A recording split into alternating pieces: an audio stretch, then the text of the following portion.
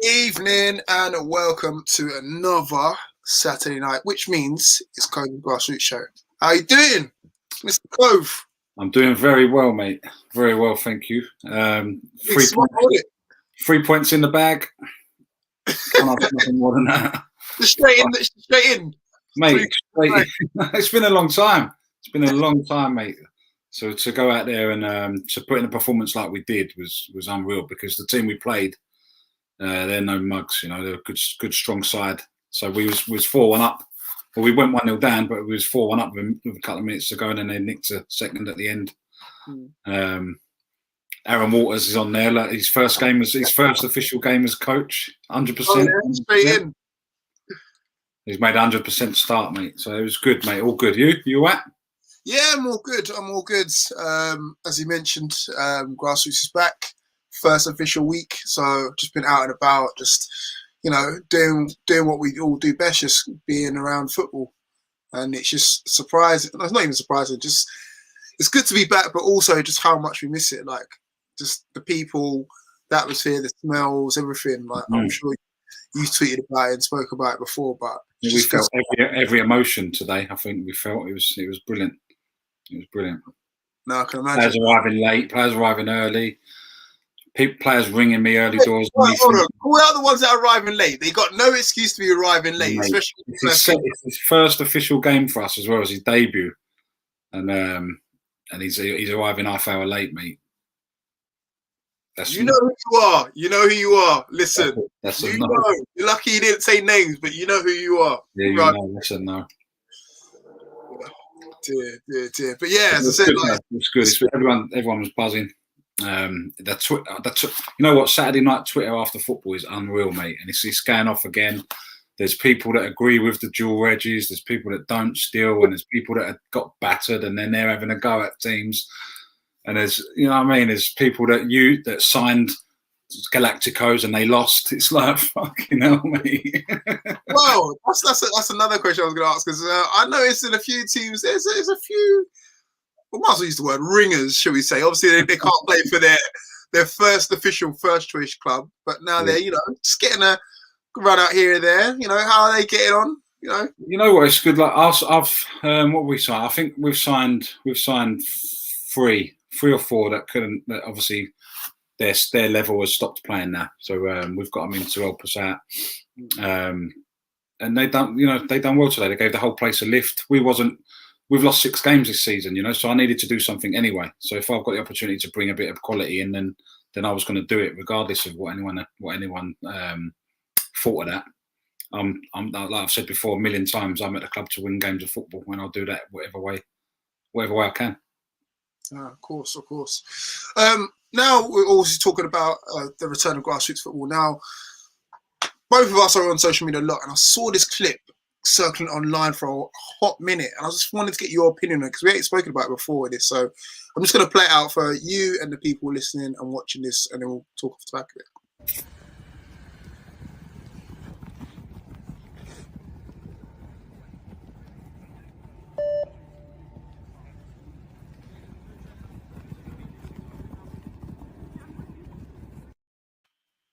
Now, for those who don't know what that is, it's from a team called Levels FC. Now, I like Levels FC, know about them. Here they do very good things within the community, push players on, all the rest of it now. But it caused such an uproar. It's unreal. People for it and against it. And the reason why people are for and against it, because if you didn't hear it in the background, there's a bleep test going on. And it's the first game back. I think it was for the under 11s and under 12s. Correct me if I'm wrong, but I want to get people's thoughts and opinions on it, really. Yeah, my opinion on it is let them do whatever they want. Do you know what I mean? It's their club. They've been around them players more than anyone. Another thing I'm hearing that it was like a prank. The managers wanted to do it for a reaction and to see how many bites they got. And it did the job if that was the case. Definitely did the business. It was like Bite City, mate. They needed to get a bigger boat. But listen, I'm not going to compare. I'm not going to criticise or even having an opinion on what they're doing, because they're sending out players to pro clubs and they're running levels like a proper Premier League academy. Mm. I'm managing in step 7, mate. Do you know what I mean? I'm new to it as well. I'm not working with players, and I'm not sending players out to pro clubs and getting contracts. And fitness is obviously a part of the game. In my level, I could send my players out to do 5K runs and all that in lockdown because they're adults. They can go out. You can't send a 12-year-old out to do a 5K run during lockdown on his own to keep himself fit. So if they got to come back and they want to do a little bleep test, they might have only gone up to level 3 or level 4. Do you know what I mean? Just concentrate on yourself, mate. That's it. That's it. That's exactly right. I mean, that's how I see it anyway. And I'm not enforced Coveys' views on this at all, but I just thought, concentrate on what you're doing. Fair enough. People were saying like, oh, it's the first week back. Let them just kick a ball around, all the rest of it. You don't know what went on in the rest of the session. As Coveys said, you might have got up to level 3, and the rest of the session might have been penalty shootouts and the rest of it. So these geezers have been coaching for years as well. You know what I mean? You got to put some respect on them. They know what they're doing. They're not mugs. There you go. But just be interesting to get your thoughts on it as well. I see Northwood Reds say agree, Covey. People should just mind their own business. And it's good to get Jodie's opinion on it as well, because Jodie's opinion would be very valid. It'd be, that's a kind of guy who can pass comment on that. No, definitely he's qualified. Do you know what I mean? Definitely will do. And with that being said, we'll get him in, shall we? Mm. There we go. Right, Mr. Brown, Dirty Brown, how you doing, sir? Yeah, good. Thanks. Good listening so far. Never seen this app before, so it's weird. I've got it on my phone, so like watching it, I look tiny, but it's good.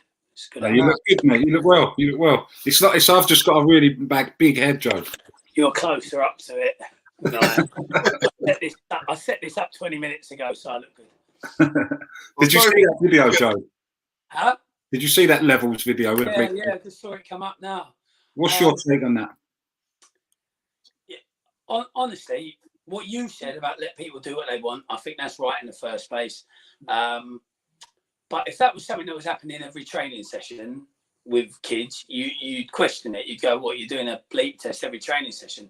But given the fact that they haven't done anything, supposedly, if they followed restrictions, they haven't done anything for months, then you probably should measure where they're at before you start getting them into sort of full contact and higher tempo football sessions. You probably should see where they're at, because otherwise you're risking injuries.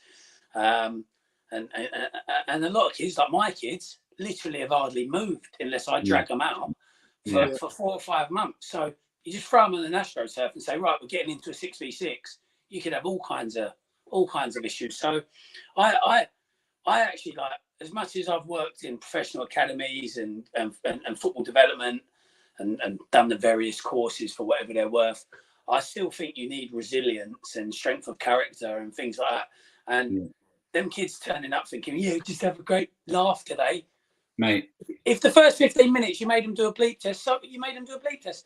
Who cares? It's just straight line running, toughen them up a bit, and then get the balls out. And like you said, Billy, they might have had a million touches after that. Might have been the most fun session ever. Might have been the most technically testing session ever. Might have been perfect. Who cares how they started?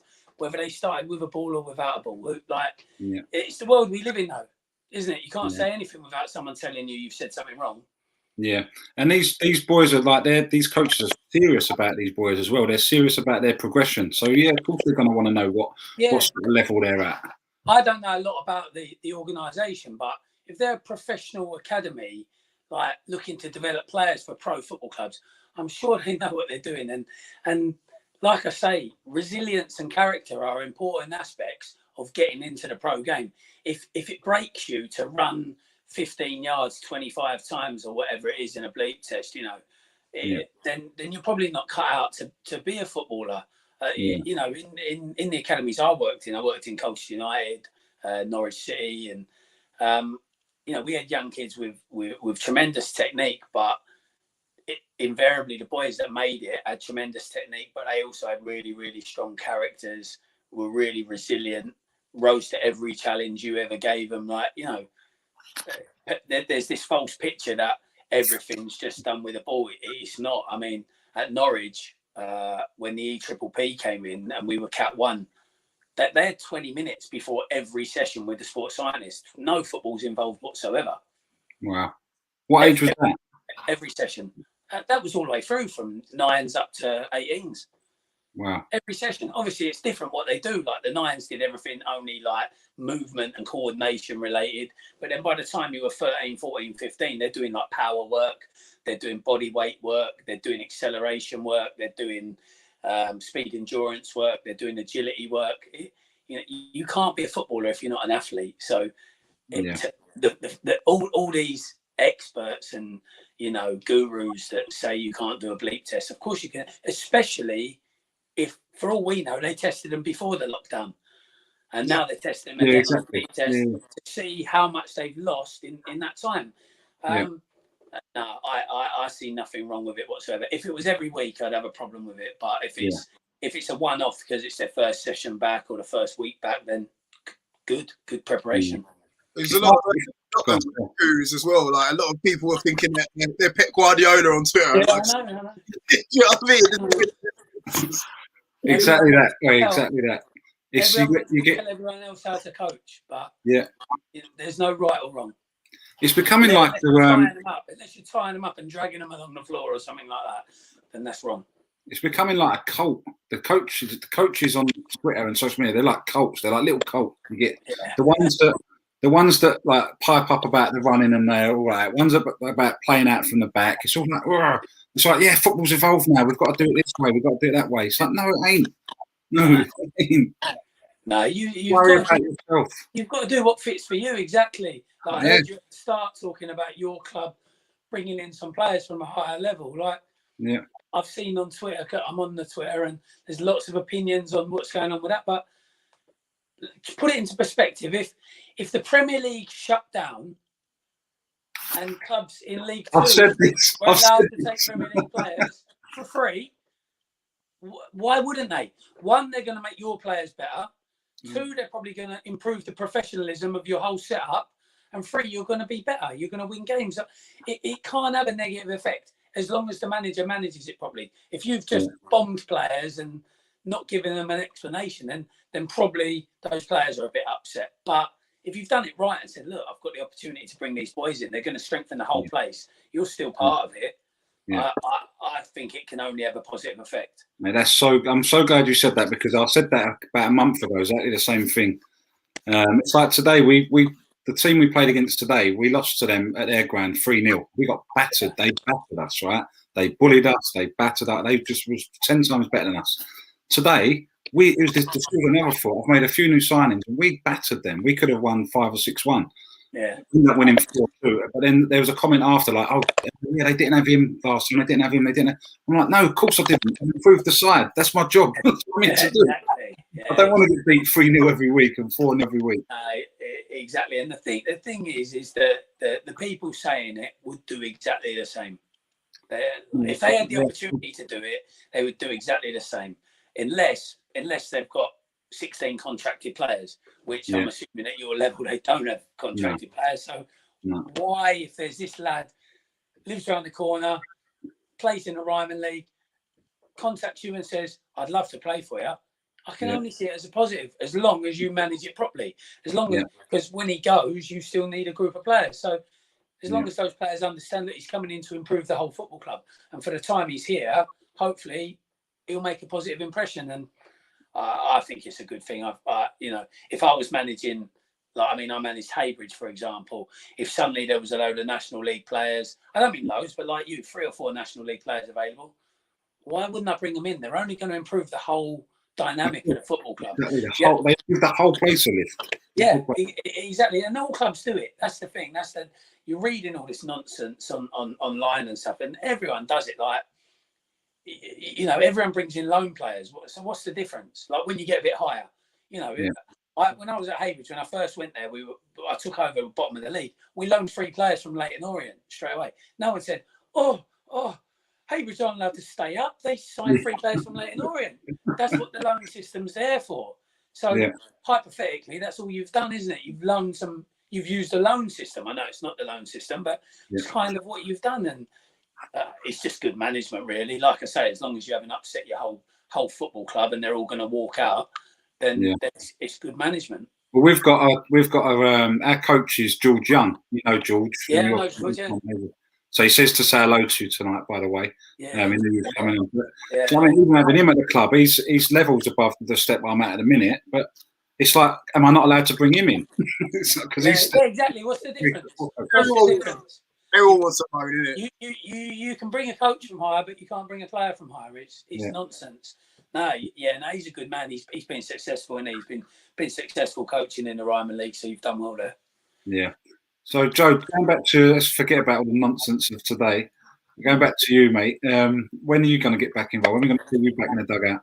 Well, you killed me, didn't you, on the old Twitter vote when the Chelmsford City job.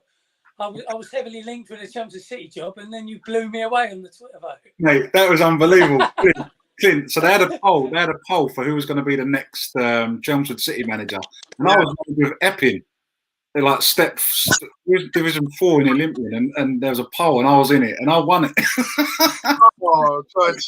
that was just ridiculous. I know it was ridiculous. It was ridiculous. Yeah, I'm only joking. Obviously, I went from Haybridge to Dagenham. I learned so much working under Peter Taylor for 18 months. So sad, obviously, that he lost the job. I had a caretaker role for 3 games. Really, really enjoyed it. Felt comfortable managing at that level. And I would love to get back in management. I'm not adverse to just being a first team coach or an assistant if it's under the right person. It's not so much about the level.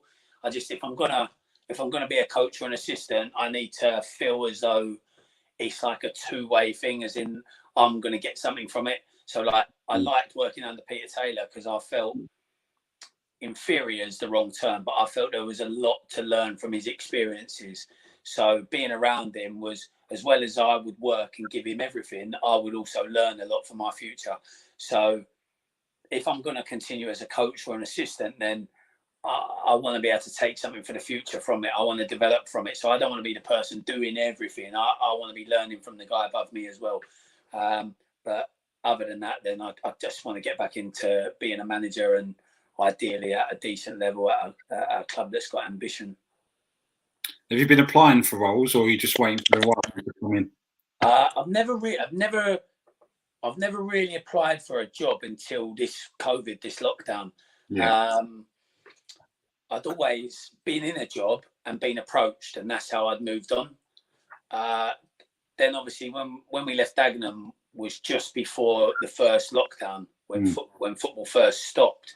So it's been really difficult because not many roles at a certain level have come up, because clubs aren't really firing, although they have done in the last sort of 10 days, 2 weeks. It's started, but they're not really getting rid of people. And as horrible as it sounds, if you're on the staff, the only way you get a job is if there's a job available. So someone has to lose a job, which isn't nice, because we're all colleagues, and we're peers, we'll work in the same industry. Don't really want someone to lose their job, but that's the only way in. Not many people are losing their jobs. Clubs aren't really sure what's happening financially. So not a lot's come up, but I did apply for a National League job. I won't say the club. And I got on the short list, and the chairman come back to me, lovely letter, and just said, look, you got through the first 2 stages of our vetting process, but we're only going to interview 3 people, and you're not one of them. So that's the only sort of serious application I've made since I left Dagenham. I got linked with Billericay, I got linked with Chelmsford. I did speak with Billericay, and I spoke informally with Chelmsford, but it looked as though they were hiring their caretaker. So and they did hire their caretaker. So that's it. That's it, really. What is that process like? Because I always wondered, like, is it just like applying for a normal job, like a 9 to 5 job, or is there a bit more to it? It's changed dramatically. So I got the Welling job. So I was Gray's athletic manager in 2014-15 season. That was in the Ryman Premier, and we were doing well, playing really good football. We weren't necessarily like top of the league or anything like that, but we were playing a certain brand of football that was catching the eye, and a lot of players were wanted by other clubs and moving on. Anyway, it must have attracted Welling, because someone from Welling contacted me, and they were in the National League at the time. They're in the National South now, but they were in the National League. Said they wanted to speak to me. I went in, sat around a table with 4 or 5 people. We had a chat. It felt fairly informal. There were some serious questions, but it was with smiles on faces, and they weren't all suited up and that.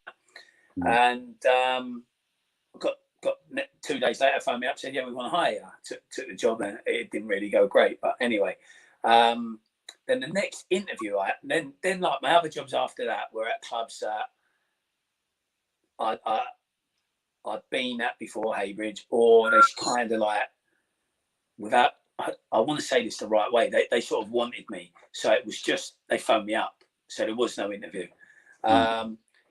Then just before I went in at Dagenham as coach, I got interviewed by a good National League club who are in and around the playoffs in the National League at the moment.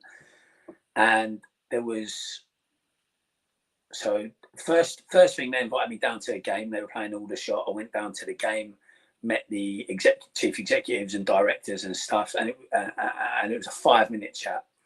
Then it was a proper interview with like 4 of them, where there was all planned questions about your football philosophy, about how you saw the infrastructure of the club and how you would evolve that, how you saw the community linking into the club, your recruitment policy, quite in-depth interview. Anyway, that I felt as though that went reasonably well. They showed me around the ground, showed me the offices, the treatment room, the training facilities, and whatnot. And they were really good people. Then one of the directors contacted me and said, and this is unique to my knowledge, could I do a personality sort of profile, psychological profiling thing? I think they do it in business, like in the city, and I think you might do it. It's sort of like your IQ and problem solving and how you react to pressure and all this. And it was like an hour-long test, basically. I did that, and by all accounts, that went well. And they contacted me and said, very positive, really like you. I think we'll be making you an offer. And then there was some negative things going on at the club that week or the week after, and then they called me out of the blue and just said, "Look, you've done really well in all elements of it, but we're going to go with the player coach. We've had a lot going on in the club. A few people higher up, like on the board, and that have left. We think it's and someone actually passed away as well. And they said, we think we need to retain continuity till the end of the season, keep in touch, blah, blah, blah." The player caretaker took over, and he's done exceptionally well. So they made the right decision. But yeah, that was really in depth. And then the most recent one, like I say, with Billericay, it was like it was an informal phone call, really. They phoned me up, and obviously it was during COVID, so you probably couldn't have the meet up, but they phoned me up and just said, "Look, will you be available in an hour on the phone?" And I said, "Yeah, I guess so, yeah."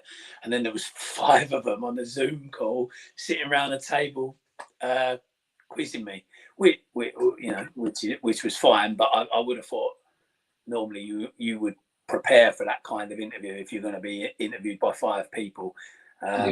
But no, it, like I say, it varies. And then the most recent one, the one I said to you that I actually applied for, didn't get to the interview stage. It was like I say, it was nice that the chairman took the time to send the letter out and say, "Look, you got through the first couple of stages of our vetting process, but just not the profile of manager that we want at the moment." And they hired a manager much older than me, and in terms of his playing credentials, he played at the very, very, very top of the game. So no complaints from me. Okay. Isabella said it's the psychometric test. That's probably what it's called. Sounds like you've done one. No, that's. I never knew what it was. He explained to me. He said, "Would you mind doing it?" I said, "No, of course not. Of course I'll do it." And it was lots of questions about like if this situation occurs, would you react A? That's Would what you I react thought. B? That's what I thought it might be. Like in terms of interviews, I thought like, so if you're 3-1 down, you bring on substitute A, B, or C. Is that how the interview process goes, or what? Yeah, no, it's much more. It's much more about your philosophy for a football club. So not just how you play, like, oh, do you play out from the back or are you long ball? Not just as simple as that. No, don't mention that around Coveys. how do you play? How do you prefer to play? But how do you see us playing? Like, you know, because it's no good going for a job at a club that's set up to play very direct football, and you know that's the personnel they've got. There's no transfer window. All the players are under contract. You can't make it. And you go in there and go, oh, I'm going to play with a false 9, and we're going to rotate everywhere, play out from the back, and try and keep it for like 300 passes. If you say that, they're going to think this guy is deluded. Like, has he not watched us before he's come for the job? Like, you can't do that overnight. You can obviously say that's my ideal, but I would need a year or 18 months to recruit the right players to change that and do that. I'm pragmatic with coaching. Like, I hope that came across when I was saying about the bleep test. You do what you've got to do for the group you've got, and the best managers in the world are the ones who get that right all the time. Like, you look at like Arsene Wenger, he was brilliant when he had that one group of players, and then when he didn't, and he kind of was relentless in his approach, which I admire. I really admire that he stuck to his guns, but it didn't work anymore. And I think the best managers adapt to what they've got, and that's why they just keep winning. Like Alex Ferguson, to be honest, you know, I'm not a Manchester United fan, but how many times did he reinvent Man United? Like he kept doing it with like Cole in York, then he brought in Sheringham, completely Cantona before that, Van Nistelrooy. They're all different. Like, they're all different players, and he was always changing the way they played. You know, even he won the title with, I think Danny Welbeck played like 30 games that season. And, you know, he was obviously a great manager at knowing how to make the most of the tools at his disposal. And it's easy to have an ideal way of playing, but you're a bit naive if you think you can play that ideal way no matter what. Yeah, exactly that. And was it so? You've managed every step, haven't you? From obviously not my step, because that's a bit obviously above you. No. I think I have worked at that level. I think I have. My very first like adult coaching job was Tiptree United Reserves, which was the Essex and Suffolk Border League Premier Division. Right. Which I assume is about what the Essex Olympian League is. It? Yeah. The promotion from that went into what is now the Furlough None League. That's right. Yeah. So it's the same. Yeah, same. Yeah. So same that was my first adult coaching job. Yeah. So yeah, I've done my apprenticeship. You got to update your LinkedIn profile. Huh? You got to update your LinkedIn profile. Put 1 to 7. I haven't been on there for a long time. What did you find was the biggest differences with all the steps? So is it the higher you go up? What changes drastically? Is there any drastic changes or? Yeah, I think so. It's a good question. Though. I always kind of thought, and I still stick by this. So a big part of coaching and managing is being able to motivate and inspire people. Like, I don't know how good or bad I am at that, but it's clearly a big part of management and coaching. And I always felt that the managers who started really low would be the best at that, because let's be honest, the players are less professional. So, for example, you know, keeping lads in on a Friday night. If I'm paying him £250 a week, and he knows if he's not looking after himself properly, he might lose that £250 a week. Part of my motivation's done already. Whereas in the lower steps, it's like you've really got to get these guys to buy into the project and commit to the project, because they're not getting that financial reward. Not that I know of, anyway. They're not getting that financial reward, and you've got to. Basically, you have to carry the club on your shoulders. I'm not saying there's not good people behind the scenes on the committees and stuff, but the manager pretty much runs the football team. So, you know, the way you train, recruiting the staff. Probably you've got to book the facility that you train at. You're doing lots of things that managing higher up you never have to do. And I just always thought it's such a great platform because you've had to do everything. You've had to do everything, and you've learned how to try and create a team and create a framework and a togetherness and trying to be professional in a very amateur environment. It's brilliant if you can come through that, and I think like the best managers do come through that. I've seen a few that have come through those levels and are now doing really well, and I think it gives them a great sort of footing in the game.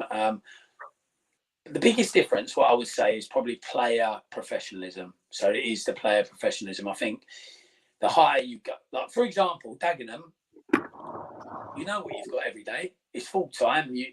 You set up your session and you know you're going to have these 19 players and you know that these 2 are getting treatment, and you set up and you're ready. It's not perfect, but you're not going to get a phone call saying, oh, my missus is unwell, or oh, I didn't get back from work until half an hour ago, so I'm not going to be at training, or whatever. You're not going to get that. So you can create the right environment and you can prepare properly.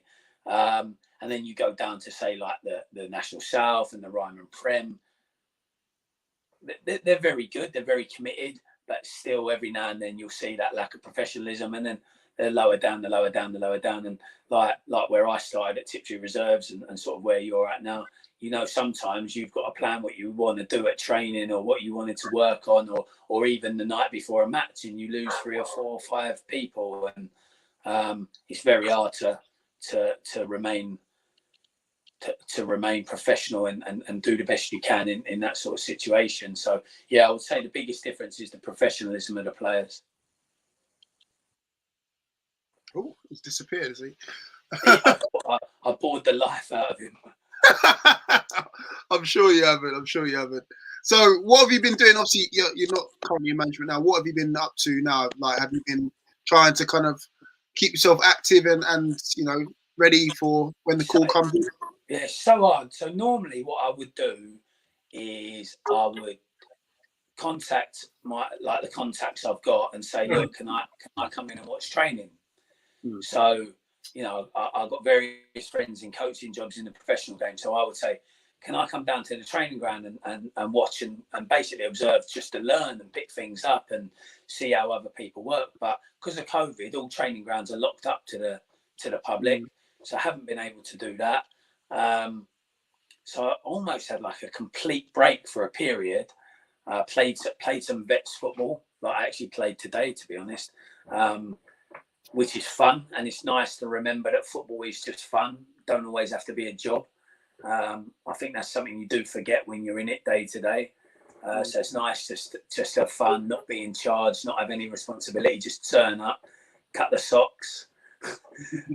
No, I don't cut the socks, but just turn up and just be one of the boys. That's really nice. But no, I guess in terms of my coaching and keeping my head in it, I've done a lot more reading than I would normally do. And again, I'm not trying to sound clever, but your mental health, it's been hard to manage it during this lockdown. This winter one's been really hard. The summer one, I got out a lot, did a lot of jogging and exercising. I like basketball, so I was playing basketball on my own. But this winter one, I've been like housebound, and it's been a real test. I won't lie, it's been a real test. So I actually got a diary and started trying to write down what I'd actually done that day to add any value to my life. And I realised I never read. So I've now got a little bit in the diary saying read, and even if it's just one chapter. So I've been reading various coaches' books. I read a Pep Guardiola book from when he was at Bayern Munich. I read a Phil Jackson. I don't know if you know him, the old Chicago Bulls coach from when Jordan was playing. What an unbelievable coach he is. If you ever want to read a book about coaching, it's not about basketball tactics. It's about psychology and motivation of how he worked with those players. It's a great book. But so I've been reading just to try and keep my head thinking about coaching and stuff. But I found the lockdown really hard. I won't lie. This second one's been really difficult. And the first one, I didn't even miss football. This second one, I'm like, I need to be around a group of people. I need to be outside. I need to. It's been hard. Yeah, well, Ross Embleton runs our youth set up at the club. Now he's left Orient. He's going to do a session for our boys on Tuesday. So if you wanted to do one and all, I'd love that, mate. If you wanted to get out of the house and put a session on for our boys. I definitely could. I definitely could talk to you after on the messaging and that. Yeah, I definitely could. There's a few clubs that have said it. Now they're going back. They've said, like, would you come down and do a session? And 100% would. 100% would, because you I don't even necessarily think it's football that I miss. I think it's the interaction with other camaraderie, isn't it? With other men, and maybe the sport, but it's more the interaction and trying to push people and encourage people, and I think. Yeah, we've got Aaron. We've got a player who's just sort of retired from playing, Aaron Waters. Yeah, I saw that. He's had a good career, and he's now our coach. So even he's obviously learning a lot from George, and he would learn. You know what I mean? So have you doing a session alongside him or with him, or he can watch you do one. He was a good player, Aaron. Yeah, you've done another good bit of staff recruitment there. Yeah, we've done well. Yeah, all right then, Joe. Listen, mate. Time's flown. Thank you so much for coming on, mate, and thanks for validating a few points that I've. Yeah, no worries. There's no right or wrong. That's the thing you got to remember with coaching. Yeah. Too many people want to tell you what's right and wrong, and like the last thing I'll say is, where some of the great managers of past generations, where did they do their coach education? They didn't. There weren't a coach education. No. So someone somewhere has to create these ways of doing things. So you can't say something's right or wrong, because it's ever changing, and maybe one day everyone will be saying that your way or my way is the special way to do it. Who knows? You sell your diary. Yeah, the diary. Yeah. Yeah. All right, Joe. Thanks a lot, mate. I really appreciate you coming. Right. Have a good show. The rest of your show. Thank you, mate. Cheers. Bye-bye. Bye-bye. There you go. What happened there? Isabella was saying the neighbour's Wi-Fi cut out. You know what happened? My dog, right? I'm sitting by the window and I could hear my dog barking, and it sounded like she was barking outside, not inside. So I nearly had a little heart attack. I thought she'd got out, and I thought she was on the driveway at the front barking. So I opened the door. As I got up and opened the door, she was outside there. So I'm getting old. I'm getting old. So. Oh, fair enough. Yeah, well, that was. You know what? It's really good having Jody on. He's obviously a really well respected man in football. So to have his, even for him to like agree with me on a few things, it was like. Yeah, I bet you're buzzing about that, weren't you? Just 100%, mate. I'm new. I'm a novice to this game, mate. So if someone like that, if I've got the same sort of opinions and philosophies as someone like that, then I'm going to take that all day long, mate. That's like a goal. Fair enough. Well, should we go on to our next guest? I think he's waiting in the wings. Yes. Do you want to do the honours? You know him more personally? Yeah, I'm ex Hackney boy, grown up where I grew up. Started off at Arsenal. Still, his career is still going. 500 games later, still going strong as well. Blackburn Rovers. Scored an absolute worldie against Arsenal, which I've not forgiven him for. But yeah, it's Bradley Johnson. There you go. He is Bradley Johnson. All right, Brad. Too close. How you doing? You all right? Yeah, you all right, mate? Yeah, I'm all good, thanks. Doing good. What have you been up to today? No game today? No, we're in today training. We had a game yesterday. Disappointing result. We lost. But we're in again today training. The boys who played were recovering, and I only played about 20 minutes yesterday, so we had to do like a catch-up session, they call. So we were training this morning, and then just been home, mate, just been chilling. Have you found this lockdown, Brad, with all this, what's going on, no fans, and it must be so strange, like usually going in front of 30, 40,000 to sort of nothing. How's that affected you? At first, it was really strange. I remember when we come back after the first lockdown, we had like 9 or 10 games to play the rest of the season, and we had something to play for. Actually, we were close to the playoffs, and we could have made the playoffs. Yeah. So playing the games with no fans, it was weird. It was strange for us because myself, I can only speak for myself personally. Like the fans drive me on, and I like fans behind me, and like even if it's away fans booing me, that G's me on as well, and like my home fans getting behind me, so that helps me. And yeah, it was strange coming back, but now it's weird to say, but it just seems normal now. We had it's like the new norm, isn't it? It's like it is. Yeah. So everything is still weird because when we go to certain stadiums, we can't get changed in the changing rooms that we normally do. So we're in like the banqueting suites when you go to games. Like we're in the big rooms getting changed. So that's like our change room. So that's weird. Yeah, and I didn't think that went up that high. I didn't think it went up to your level. Wow. Yeah, so as I said, some grounds we go to are big enough for us to all get in the change room. Yeah. But they still try and make us social distance in the change room, which is it's going to be hard for some stadiums. So yeah, there's some stadiums where we go to and we're literally in. Like I remember coming back to Derby, we was in the what do you call them? Not the terraces, but where the fans go and get their burgers and drinks at half time. Yeah. We were getting changed in there. It was freezing. No way. Yeah, we were getting changed in there, and then you go to places like yesterday, for instance, Wickham. We was in there like boardroom, and in the showers you have to go outside of the building, and they're just like porta cabins, like portable showers outside. Jeez. Yeah, so it is strange. Are you like walking around saying, "You know who I am, mate? I'm like Premier League." Yeah, it is weird. I think when we first at the beginning of the season when it was winter, it was horrible going outside the stadium when it was raining and you're getting in a hot shower coming back out. It was hard to get used to. But as you just said there, it's like the new norm now to us. Yeah, it's almost coming down to like grassroots sort of non-league level. Yeah, so I mean, it's nothing new to me. I've been there. I've been at the lowest of lows, so it's just like going back for me. But yeah, it is weird. And we had a little bit of a little teaser, when they eased lockdown in London and fans were allowed. Yeah. We were lucky enough to play at Brent. We played Brentford away, and there are 2,000 fans there at their new stadium. I bet it's so that was well, lad. Good, and then you think, this is it now. Football's going to start getting back, and then fans are going to start getting back in, and then the Prime Minister locks down the country again, and there's no fans. Yeah. So you started off at my club, Arsenal. My club still. Yeah. Grew up in come from the same manor, and then when you finished at Arsenal, you come to my team as well. Come to Wolverhampton Forest. Wolverhampton Forest, yeah. It's like, see all the best players go there. So what was that like, Brad? Because obviously you had a couple of years at Arsenal. Yeah.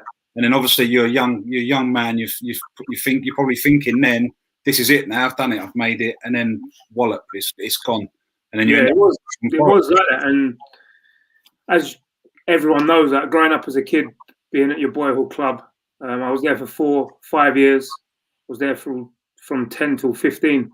So growing up there, and when we were training at the old Highbury, the JVC centre next to there. So I was going there every Tuesday and Thursday, and you get to see the stadium, the pitch, you're going on there, and that's all you think. You think that's it, I've made it.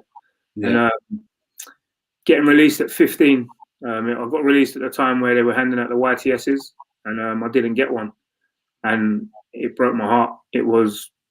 I remember the phone call clearly. I remember my dad getting a phone call from Liam Brady, and I was in the front room, and you could just tell from the minute they answered the phone, I could just tell straight away from my dad's look that it wasn't good news, and it broke my heart. It was the rejection really hurt. I tried to go to other clubs. I tried to go Watford and Charlton on trial, but by that time they'd given out their scholarships to the kids they already had there. So it was another rejection that hurt me again, and I sort of not lost love for football, but I didn't want that rejection again. So I was scared to put myself in that position to get rejected again. So I ended up going back to my first team that I started at in East London called Interwood with Trevor Bailey. I ended up going back there when I was 15. But Trevor Bailey's a ledge, by the way. yeah, Trevor and his brother Danny. Yeah, Bailey's a ledge. But you know, when I got released from Arsenal, one of the reasons was because I was too small. And yeah, still trying to do that one. They're too small. Mate. Yeah. So, but Brady is the manager as well. That's just ridiculous. Yeah. To be fair, at Arsenal, I was tiny when I was 15. I didn't have a growing spurt until I was about 17. Right. And we were getting kids. They were getting kids in at 14, 15 from France, from Brazil, and these kids were huge. Like you see the kids now. What was the group of players you had at that level? What was the group of players in your age group? My age group we had Jamie O'Hara, Ryan Smith, Kerry Gilbert, Aaron Samuels. Who else was there?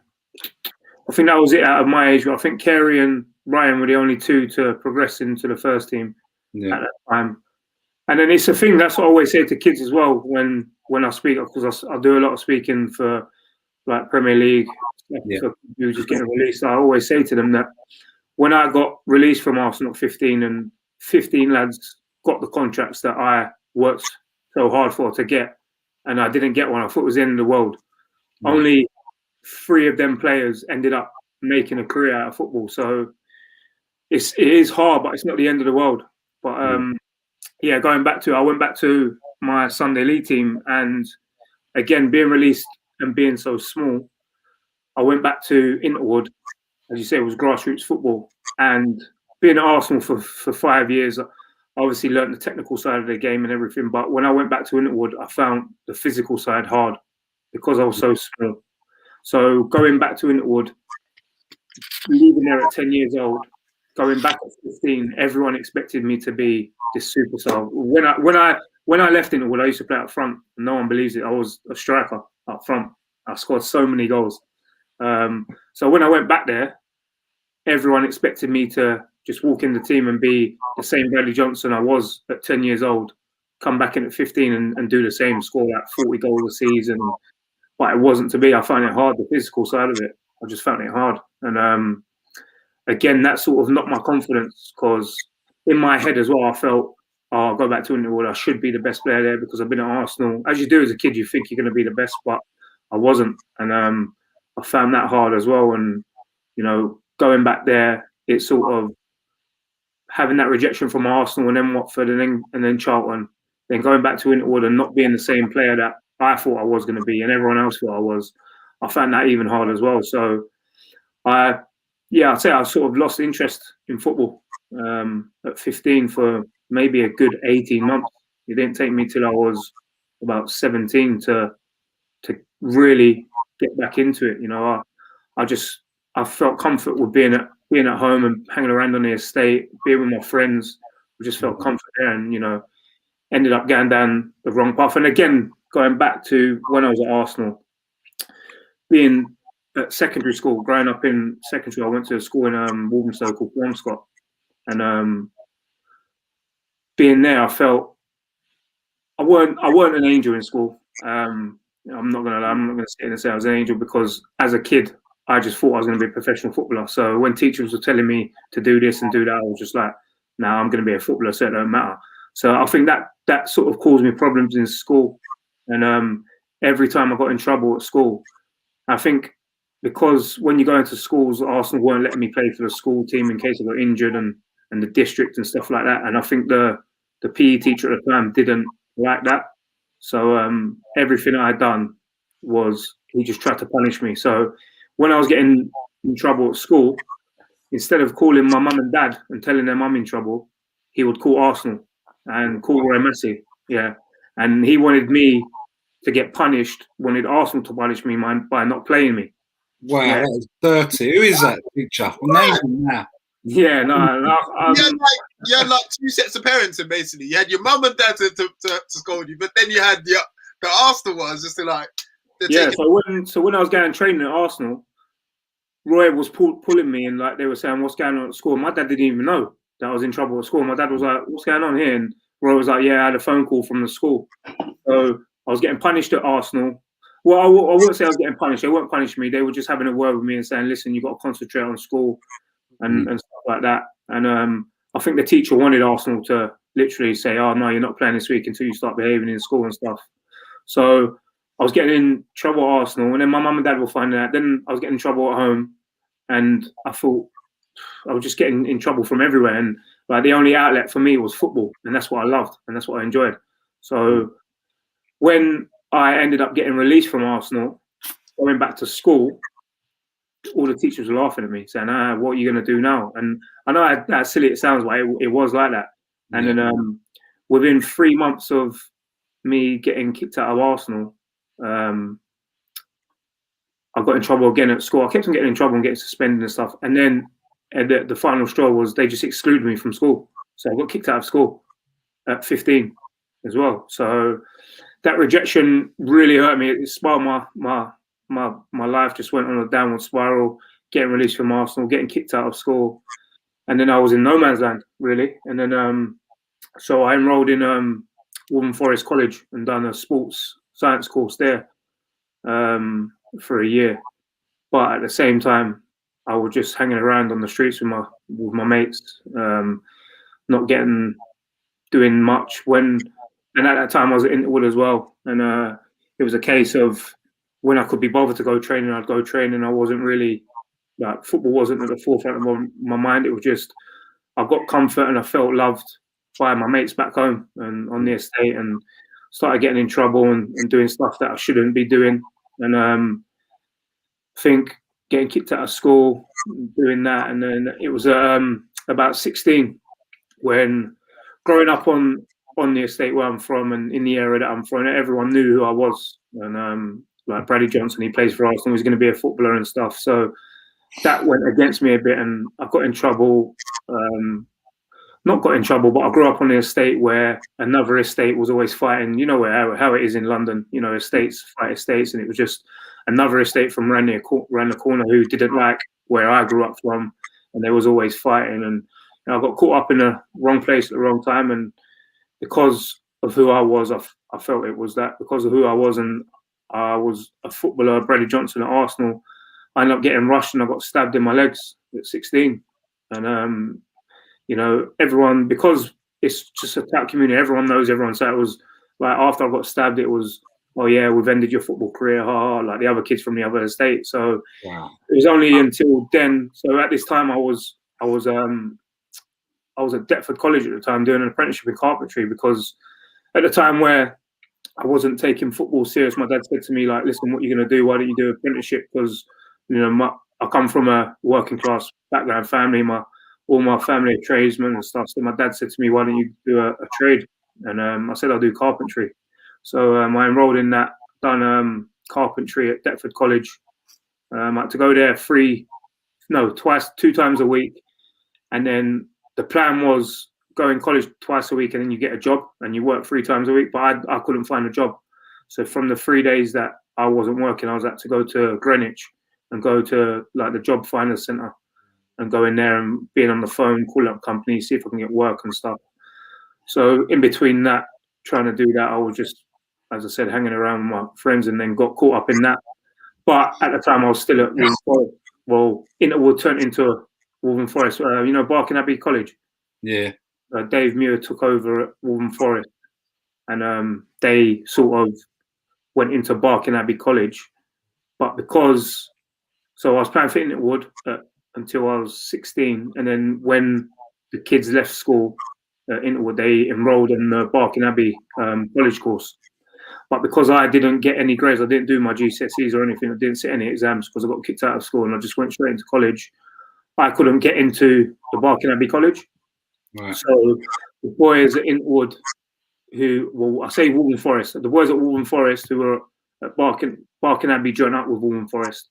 And the boys who played for Woburn Forest went to Barking Abbey College, and they done like whatever they done the course, and then they trained every day. Yeah. And on a Thursday and Tuesday evening, they trained at the evening at Wadham Lodge. Yeah. So Dave Muir, the coach there, said, look, you can't come to the college because you ain't got the grades or anything to get in, but you can come down Tuesday and Thursday evening with the boys and train, and then you can play for us on the weekend. Yeah. So I've sort of done that. So done my carpentry course during the week, and then on a Tuesday and Thursday went and trained with the boys and played for Woburn Forest on the Saturday.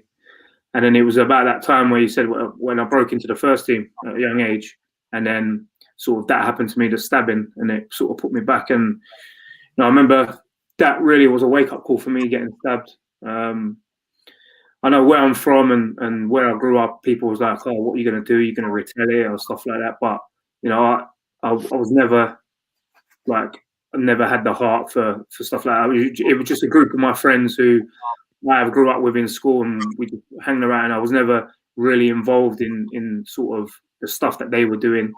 But, getting stabbed really woke me up. And, my dad said to me, listen, what are you going to do now with your life? You can either go down that route, or you've got the talent and you can maybe go for it, have one last chance. And when I did get stabbed, Dave Muir phoned my dad and asked what's going on. And my dad said to him, look, can you help or anything? And can you get Bradley trials anywhere or anything like that? And to be fair to Dave, he said to my dad, look, once Bradley gets back fit, and if he really wants to have a go, he can come back.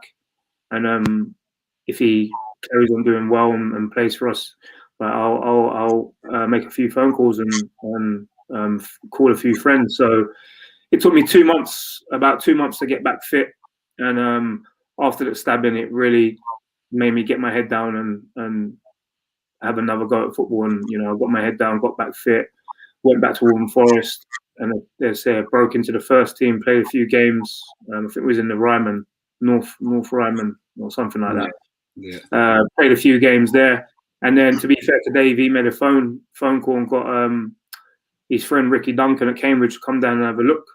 And he sent me down there for a week, and got invited back for another week. He sent two of us, me and another boy called Nick, sent two of us down there on trial. They invited me back, and then they wanted to sign me, but he said to my dad, he said, look, we can't offer you, Bradley, a contract. We can offer him a non-contract where we can give you 20 quid a week expenses to bring him up from London on a Sunday night, but we can put him in digs and he will stay up here during the week and train with us every single day. And it weren't even I didn't even have to think about it. They got me out of London. I was 17, and my dad just said, listen, this is your chance, go for it. So I remember going up there, and even that transition as well, going into a house full of the whole youth team were in one house. So there's 22 of us in one house living up in Cambridge. So yeah, that's where it started for me. No, it was crazy. And I weren't used to that. I wasn't used to living with sort of boys, and it was hard for me as well going up there, being in that environment, because where I've come from, States and stuff, and I didn't really get the football banter. Yeah. It was hard for me. So boys were, as soon as I went up there, boys were like, why do you talk like that? Why do you dress like that? And it was just, I don't dress like nothing. I don't talk like nothing. Just where I come from. I come from London, and everyone got that stigma. Why do you talk like that? And it was hard for me. And obviously growing up in East London, if it sounds silly, but in school, if someone says, "Oh, your mum" or something, you're fighting. God. Yeah. But in football, that gets said every day, and you have to take it like it's banner. So I was going out there, boys were making jokes about my family or something that I'm wearing, and I'm like, no, trying to fight, yeah. So it was hard for me, but it was a learning curve, and it was something that I always look back on and think, like, what happened to me? I just took it in the positive way and turned my life around. Brad, sorry to harp on about what happened before, but yeah, around the stabbing incident, do you think that was like the wake up call that kind of just said, what, I'm getting out of this? Yeah, definitely. I remember being in, because it happened on our estate, and my mate's mum took me up to the hospital, and so I was in the hospital bed now, and I just remember my mum and dad walking in, and the nurse was cleaning out my leg. I had a massive hole in my leg, and my mum walked in and saw it, and she passed out, fainted on the floor. So obviously they've seen to her, and then she ended up in the bed next to me, and I'm laying there thinking, Like my mum's in tears, crying. My nan and granddad have come up the hospital, and like it was just a wake up call for me. Thinking, what have I put my family through? And said it wasn't me. It's not the path that I wanted to go down. And yeah, it was definitely a wake up call because. And I look at it as, you know, if it didn't happen to me, I don't know where I would have been today. So a lot of people may say, oh, well, especially where I'm from, my group of friends were like, no, as you do in London, you know, growing up kids, we've got to get them back and we've got to do stuff. And I was just like, no, I don't. I'm not. I don't want to be in this sort of life. And this, what happened to me, I'm going to take it as a positive and use it as a wake up call. And that's what I did. So there's going to be like, I'm dealing with players left, right, and centre that get rejected from pro clubs and academies and don't get offered a scholar and things like that. And there must have your mental health must have suffered terribly, like in that being released by Arsenal, and obviously going back to your Sunday team, not feeling like you're good enough. You know, you had a few. That's a terrible couple of years you've had there. You've described there. So what did you change? Something must have changed in your head. You must have changed something in your mindset to then going on to have the career that you've had, because you're still having a fantastic career. But you know what? Yeah, for me, and I know how bad it sounds, and you hear a lot of people who've been through trauma, not so much stabbings and shootings and stuff, but everyone who's been through a big trauma in their life and you're by yourself, you realize who your real friends are. So when I was in the hospital, not one of my friends come to visit me. Yeah. And I thought, that's what I said to you before, that's why I felt loved. So I had that love from my estate and the friends, and I thought we was like a family, and that's where I felt loved. And it was only when I got stabbed, being in the hospital, I was in the hospital because I had to have an operation. I was in the hospital for 2 days, and not one of my friends come to visit me. And then I was at home, and I said to you before, it took me about 2 months to get fit. And obviously going back to home, being at home, I didn't want to go out. I was scared to go out. So I just stayed at home for about 4 weeks, until I could get out and train. And not one of my friends, who I thought were my good friends, not one of them come to visit me.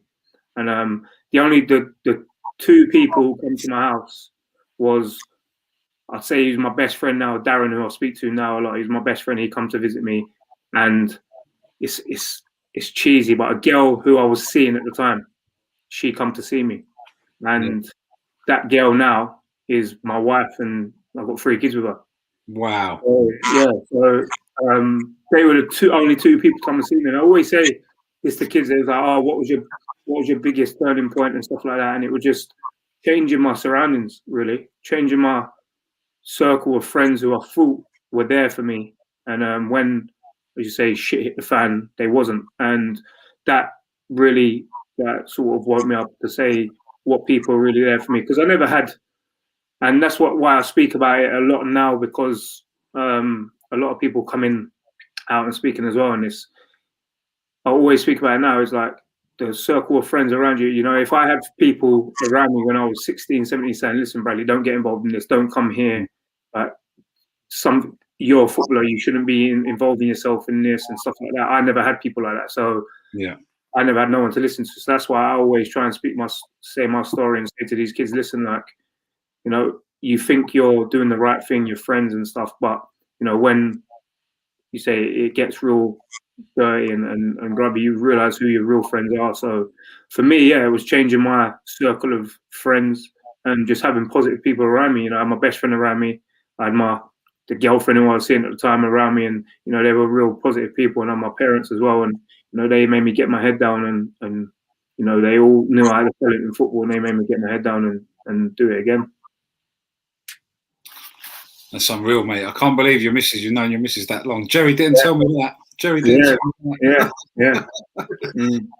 Been together a long time. So she's been there from the beginning. So she's been really good for me. And as I said, Jerry as well, the whole family been really good. Yeah, he's a diamond, mate. I've got, you know, that's how we got in touch. But Jerry's just, I hope he's going to watch this back as well. Yeah, he's a fantastic guy. So let's go to your Premier League debut. How did that feel after everything that's gone on? So you're fighting. You know, it was weird because I didn't tell anyone apart from my dad. I didn't tell anyone that I was playing. Right. It wasn't a case of I didn't want to tell anyone, but it was just I was so nervous. The build up to the game, I was so nervous, and I didn't want anyone calling me and asking me for tickets. Can you sort this out? I didn't want that headache, so I just said to my dad, "Listen, I phoned him up the night before, and I said, Dad, I'm making my debut tomorrow because I signed there in the summer. When I signed at Norwich in the summer, obviously I had the whole pre-season, and I was playing all the games in the pre-season, and I thought maybe I'm going to start the first game of the season, and I didn't. I remember it was away at Wigan, and we won 3-2, and the next home game was at Stoke, and I remember on the Friday the gaffer named the team, and I was in it, and you know, I was even at training when he named the team. I wanted to I couldn't wait to get out of the training ground and phone my dad. So I got out there and phoned my dad, and I said to him, "Listen, just keep it quiet. Don't tell anyone, because I don't want everyone calling me out." I was so nervous the night before. I don't even think I told my missus that I was starting. Right. So I told my dad. I said, "Look, listen, I want obviously you to come, and my brothers and my mum and everyone." So he just sort of told, and I could only get. It was weird. I could only get 4 tickets at the time. So obviously my dad had a ticket, my missus had a ticket, and then it was my mum and my older brother who come. And you know, I remember the night before, could not sleep. All I was thinking about was a game.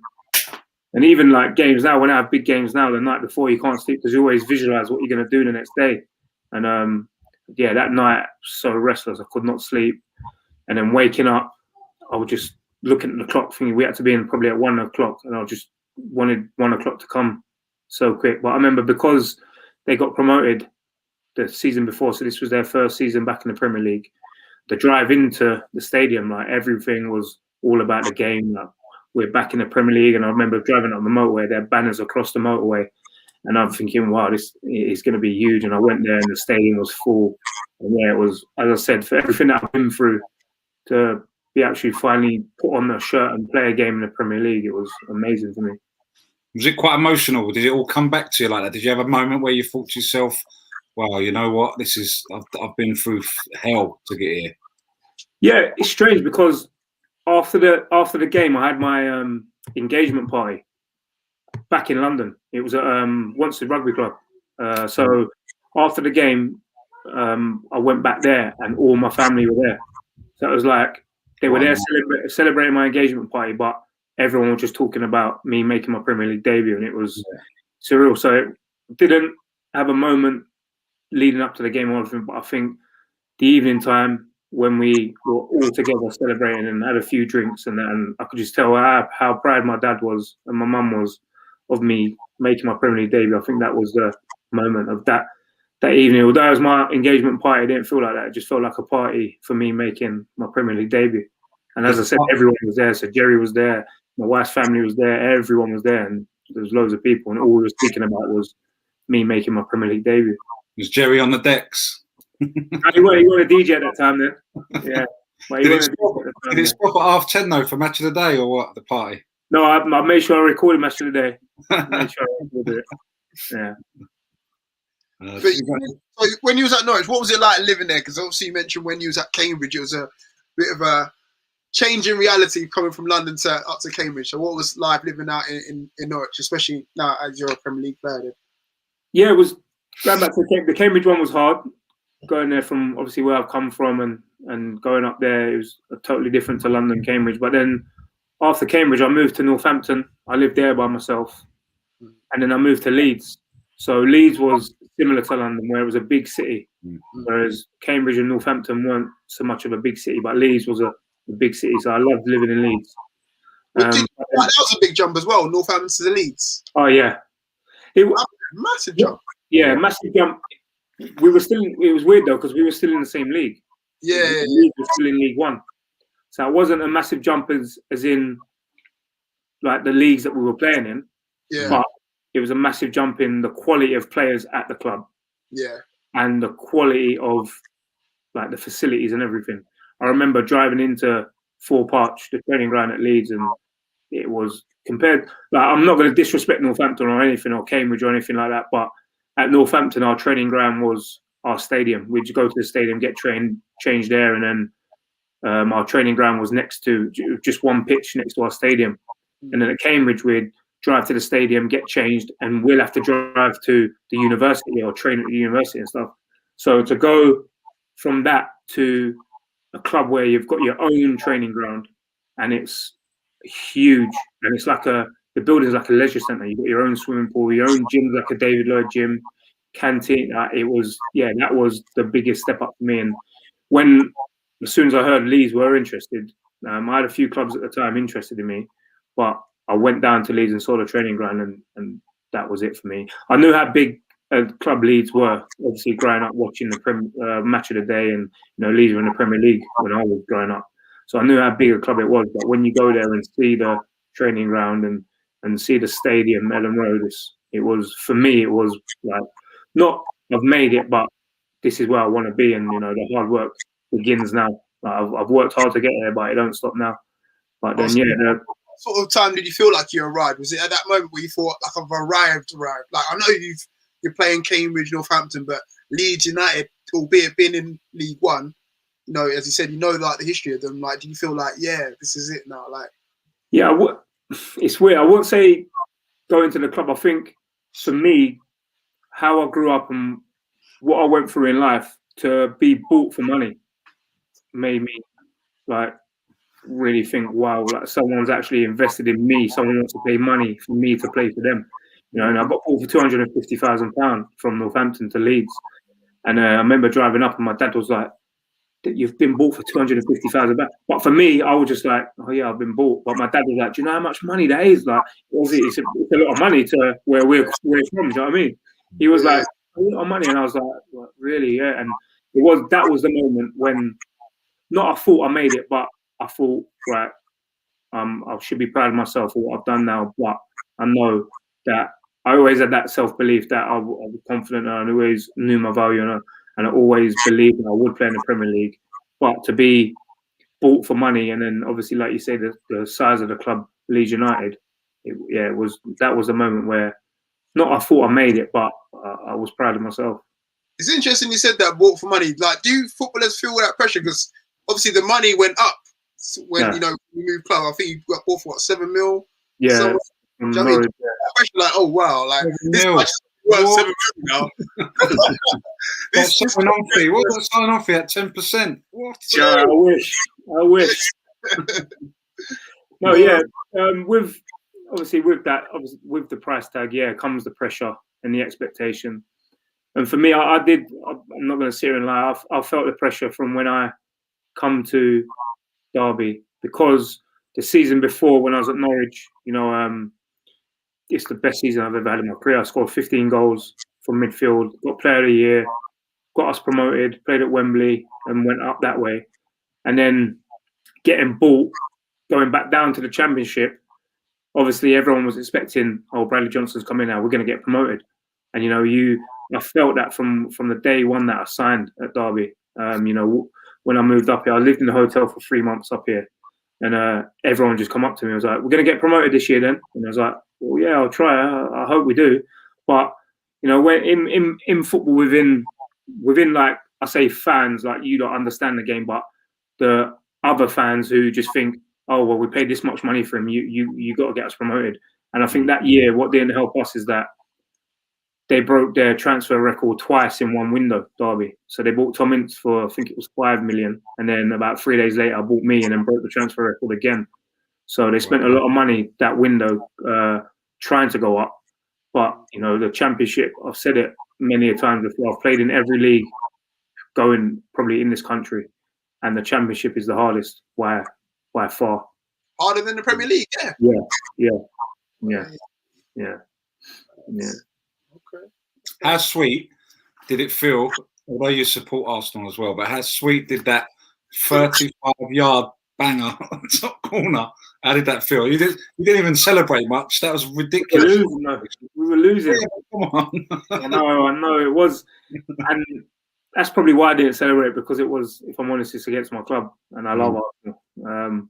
But yeah, I can't even say that is the best goal I've ever scored in my career. Yeah, that's the best. If you scored another better goal than that, I want to see it. Yeah, no, I don't think I will, and I don't think I definitely haven't, and I don't think I will. Well, I'd like to try it, but yeah, that's one of them text messages, isn't it?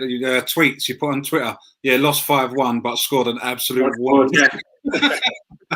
Yeah, and it was weird because that's why I didn't say, and I should have said it. But that's one thing I probably do regret now because it was a sellout at Ellen Road. Mm. You know, when the fans at Ellen Road, when it's a sellout there and the atmosphere they create is the best stadium I've played in.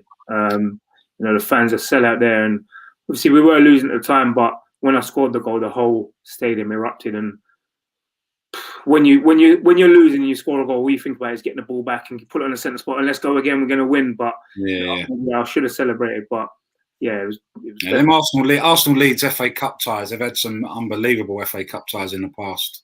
Yeah, I remember we played. Did we? Was that the league or the FA Cup? I think I played four leagues. Yeah, we got the draw, didn't we? And that's the replay was back at RPC. So even that going to the Emirates for Leeds and getting the draw there was a big result for us there. But then, you know, we lost at Ellen Road. But I can always say, yeah, I've scored against Arsenal, and you know, I think a lot of the Leeds fans as well remember that as well, and I get a lot of tweets and stuff about that goal still now to this day. Yeah, that's going to be one of their top. Well, even if they, I want to say 50, top 50. I don't want to be disrespectful, but there's going to be a lot of goals at Ellen Road. I'll say more. I'll say closer to 20. You're speaking, man. Right, Brad, you're at Blackburn right now, so I've got to ask you about two players. Now, I'm a Newcastle fan, so of course the first player I've got to ask you about is Armour. So what's he like, man? Like, how talented is this boy? He's just, you know, when you come across a player who just knows where the goal is, his finishing is. I've played with a lot of good strikers in my career, and he is definitely up there with his finishing. Both foot. He's not going to score headers because he's about 2 foot tall, but both feet, left and right foot, he just knows where the goal is, and his pace is frightening. And it's only this year really where I was here last year, but it's only this season really where, you know, he's really kicked on, and he's been. I think he's played more down the middle where when I first started here, you know, where they had Bradley Dack and Danny Graham, and I think Armour was playing on the wings quite a bit, but you know, this season he's played down the middle, and his goal scoring record is frightening. For where we are in the league and stuff, you know, he's still up there with the top goal scorers in this league, and you know, there will be a lot of interest in him, and it's down to Blackburn if they can keep their hands on him. But yeah, he's got all the attributes to go to the top. And I'll say not to cause too much controversy, but you reckon he can kick on to or back into the Premier League? Yeah, easily. You know, goal scorers are hard. It's the hardest thing to do is score goals, and he makes it look so easy. You know, you just give him half a yard and he'll shift it and shoot. As I said before, both feet, left and right foot, and obviously they're the hardest. And teams want goal scorers. You know, the top teams always want the goal scorers, and you know, if he carries on doing what he's doing, he's been out injured for quite a bit now. But if he carries on doing what he's doing, then yeah, it will be either if it is with Blackburn at the top or it's someone else. But it's going to be only a matter of time before I believe that he goes to the top because he's still young. Of course. And then the other player I've got to ask about, obviously Covey, you know about as well, Harvey Elliott as well. Tell us about him, man. But player, unbelievable. And again, I'd say, as I just said about Armour, I've played with some top strikers. I've played with some top teenagers, like growing up in my career. You know, when I first got through at Leeds, we had Fabian Delph, who was probably one of the best midfielders in the country at his age. Then 2 seasons ago, I was at Derby and we had Mason Mount, Harry Wilson, Tomori with us. And obviously Mount, he's gone on to do unbelievable at Chelsea. But Harvey Elliott, I've always said this, that you can't compare them to. They're two different type of players, him and Mounty, but he's got everything. And again, people always seem to forget that Harvey is only 17. It's frightening. Ridiculous. It is ridiculous. You know, I've been with players before. I've been at clubs where they've been good youngsters and they're 17, and you put them in the first team environment or play a first team game, and you can tell they're kids, like they get pushed off the ball or don't know when to pass the ball. They want to dribble a bit too much. But halves, like intelligence, like his game intelligence is a different level. He knows when to pass. He knows when to dribble. He's so much mature than a 17-year-old on the pitch. It's frightening. Mental. Right, whilst we've got you here, I've got to ask you about your 11. So the 11 players that you played with, we've got to go with. Told me about this. That's what we're not meant to warn you. That's your blood. I want to know 11 as well, about 11, because sometimes 11 played with is harsh on the player because he's going to get text messages and phone calls. Yeah. It can be the best 11 you've played against as well, mate, because you can start putting in some big names then. Start putting in the Thierry Henrys and shit. I wish I played against him. What are we starting in goal, yeah? Yeah, starting goal. Who would you go with? So, do you want me to? I'll go played with. I don't care if I get text messages and that. Played against. I think played against is too hard. Yeah. Too hard. Played with. I think. Oh no, it is hard. Going in goal. I played with Kasper Schmeichel at Leeds. Okay. Yeah. He's obviously an unbelievable goalkeeper now, but I'm not going to pick him. I'm going to pick John Ruddy. I know it might sound weird to people, but you know, when you play with players who you have success with, I think they stick to you more.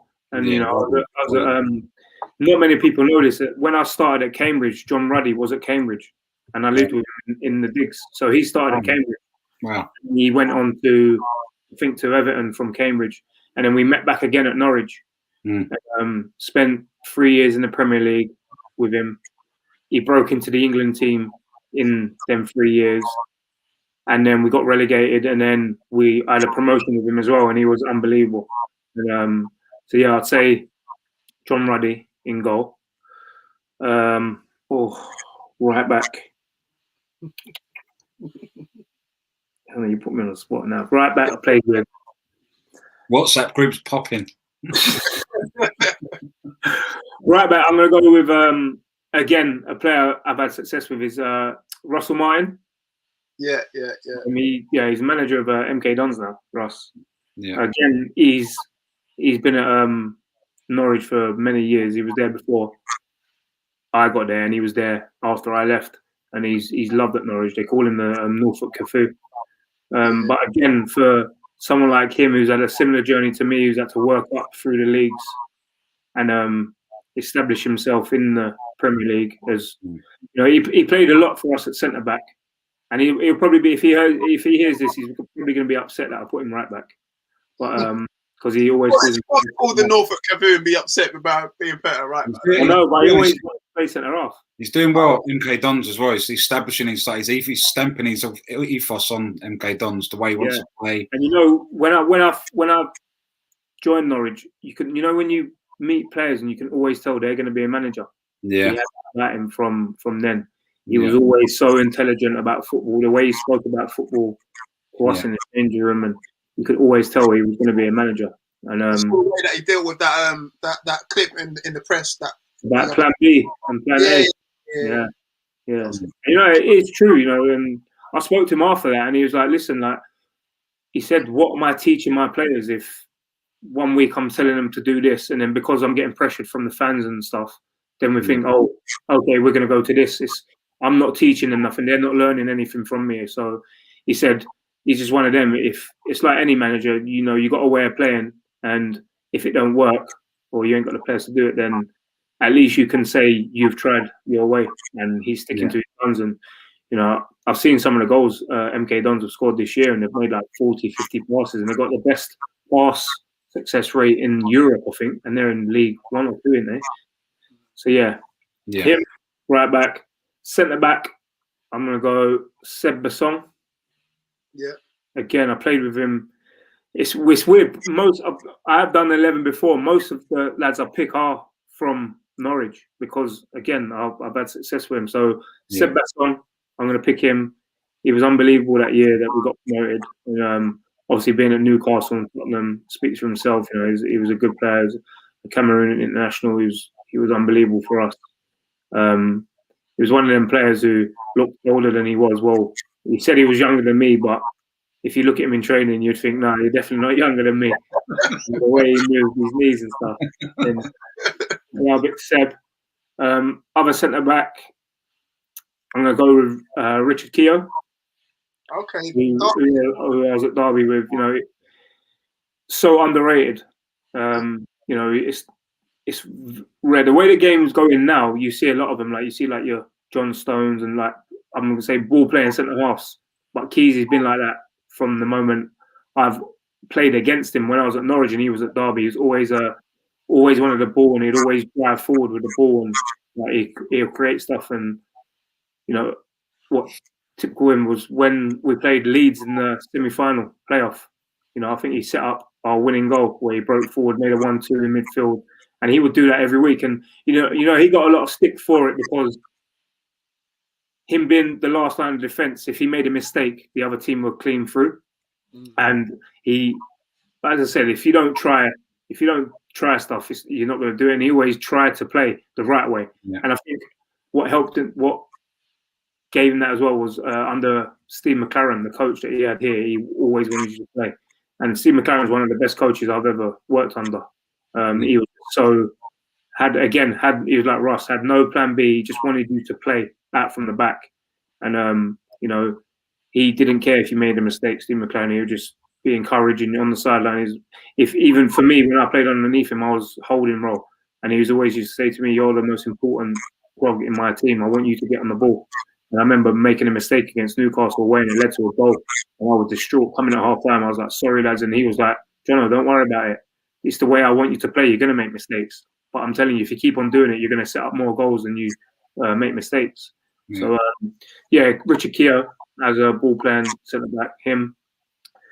Left back, I'm going to go Martin Olsson, the Swedish international. Again, I played with him. But then it's weird because I played with Ashley Cole 2 years ago.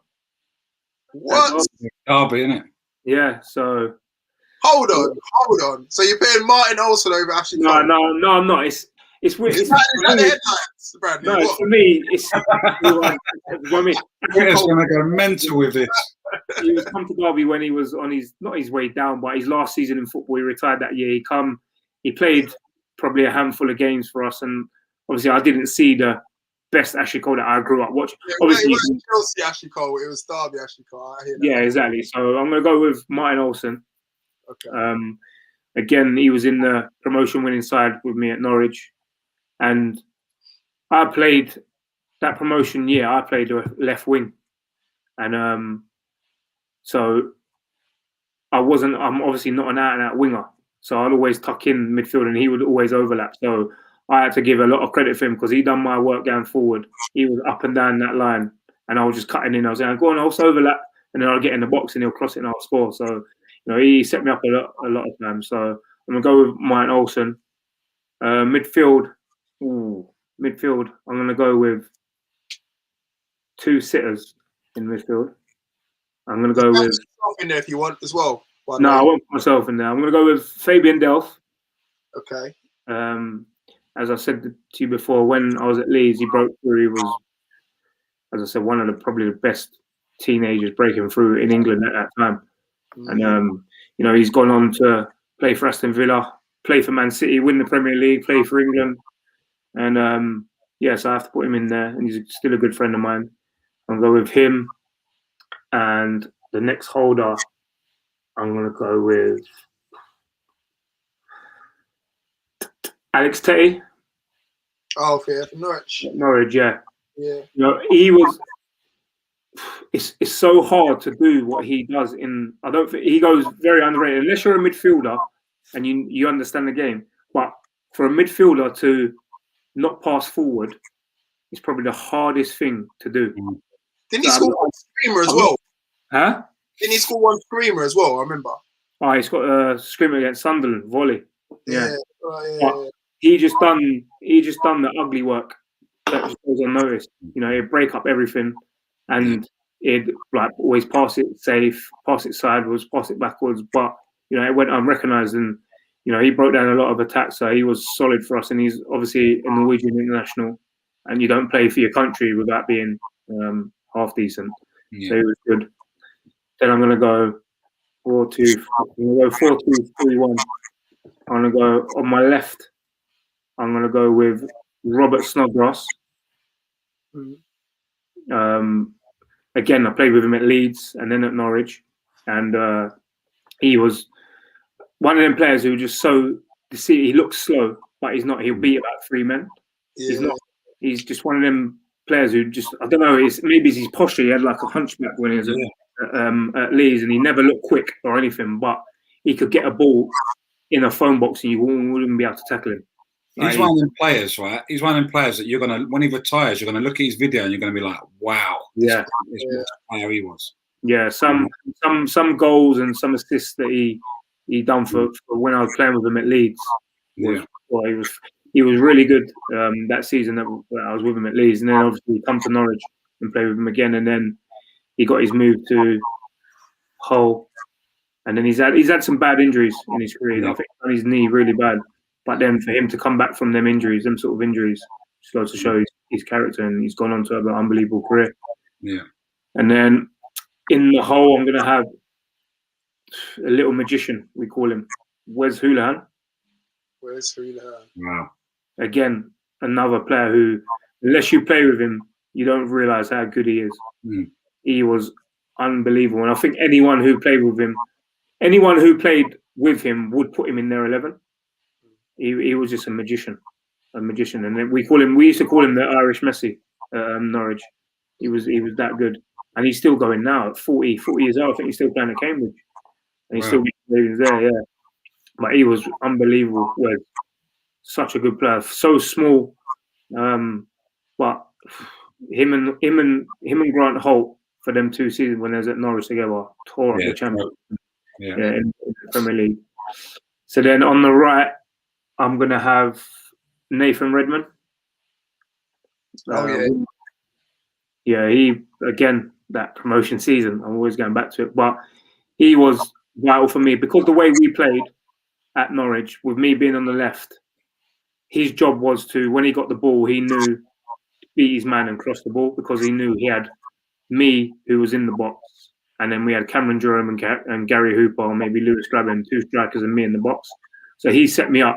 I think I scored 15 goals that season, and Nate probably assisted about 12 of them, because we knew how to play. We knew we was going to go down our right side. He was going to get the ball. The lads up front and myself breaking in from midfield knew that he was going to cross the ball. Not just that, he could pick up a ball in his own box and he can travel the whole pitch with it. His feet are frightening. He's lightning quick. And again, he's gone on to have an unbelievable career in the Premier League.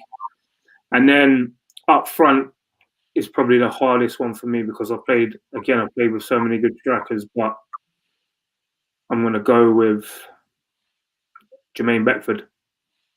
Player. Yeah. When we was at Leeds, again, similar to me, Jermaine, he was bloody a tyre fitter 3 years before he signed for Leeds. So he's gone through the non-league stages and worked his way up, and he's played in the Premier League. He worked his way up. But the seasons I had with him at Leeds, he was unbelievable. Scored some unbelievable goals. He was quick, and again, he could score both foot, left, right foot, headers. Score outside the box, score inside the box. And his pace. Well, he's the quickest thing I've seen him. Yeah.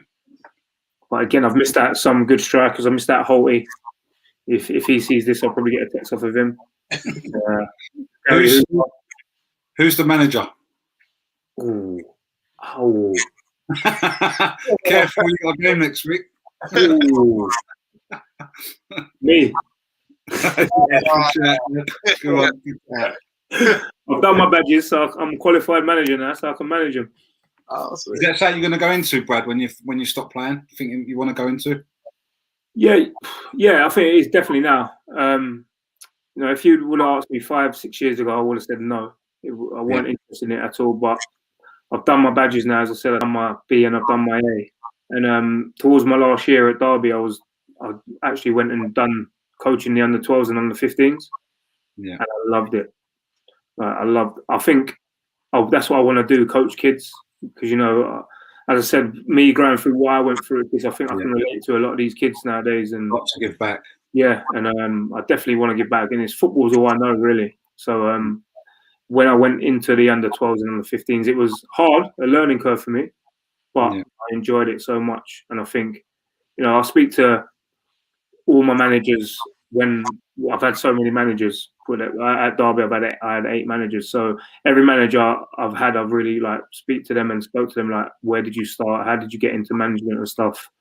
And every manager seems to say the same thing about me. They think they reckon, oh yeah, you'd be good at coaching and that because you're vocal and you understand the game. So, but I think for me, I'm obviously want to start at kids, and then maybe if I go into first team and maybe become a manager, I'm not going to sit here and say, yeah, I want to become a manager, but if it falls on me, then it's something that I'd definitely be interested in. But yeah, I want to stay in football and, as I said, help kids who are going through or gone through sort of things that I've gone through, and I can relate to them, and I want to help doing that. You definitely need more coaches around that have been there and done it. It's for me. It's not even being a good coach. It's about being a good person, human skills, and getting to know these kids. Yeah. For me, be a leader. Yeah, and just understand, relatable, and you don't know what everyone's going through. You don't know what kids are going through now. That these days, some kids will be coming from a broken home where their mum has got 3 other kids to concentrate on, and they can't get the training and stuff. So, and there could be other kids who have got everything laid on them to a plate, and it's just understanding these kids. And that's what I said before. That all the managers that I've had in my career, the best ones are the ones who speak to you like normal people, who you can relate to and take time. And I've said it before. I know it's hard for managers to take time and get to understand everyone because football is just a high pressured sport and results based. As it's hard for managers to sit down with everyone and speak to everyone. But the best managers that I've had, maybe not even the best technical coaches or anything like that, but it's just human skills and being relatable to everyone and being respectful and just speaking to everyone. Yeah. No, that's quality. Who are the managers? Sorry, just this last one. Who are the managers that stick out in your mind that are up there, in your opinion? The ones that you've been under? So, going back, Simon Grayson at Leeds was good for me. Paul Lambert up there were one of the best. Yeah. Again, I'd say Steve McLaren, but I'll only say him on the coaching side of it. He's the other side of the game. I don't think he was the best I've ever had.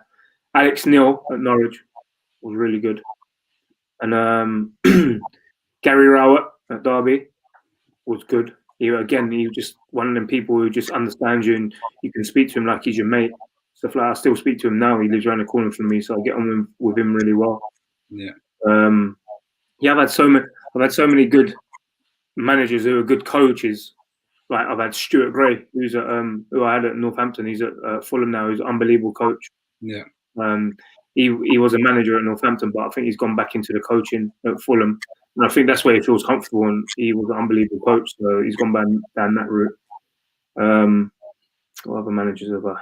And your current coach as well? No, just about to say Tony Mowbray. He's a good guy as well. He's one of them who really.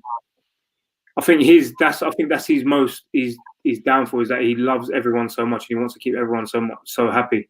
Where you can't really do that. We've got a squad of 26 players, and you're gonna have to leave out 7 of them, and he just wants to keep everyone happy. And I think he just finds that hard keeping everyone happy. You can't do it in football. You have to be not ruthless, but just have the honest conversation with people. You'd rather someone be honest with you than not speak to you. And I think he finds that hard having that honest conversation. He'd just rather keep you happy. Yeah, cool. All right, mate. Well, Brad, thank you so much for coming on. No problem. Time's flown by. We really appreciate it, mate. It's been some fantastic stories. Thank you for being so open and honest with us, mate. No problem. Anytime. If you ever need anything in the future, just give me a shout. And say hello to Jerry for me as well. I will do. He's coming up next week, so I'll see him. Yeah. Yeah. He's in your bubble. He's in your bubble, ain't he? So it's fine. Yeah, he's in my bubble, so that's all right. It's fine. All right, Brad. Thanks, mate. Thanks. All right, no problem. Take care. See you Cheers, later. mate. Take care. Oh, mate. What a guy. Great guest. Yeah. He's still got loads of miles left in his tank as well.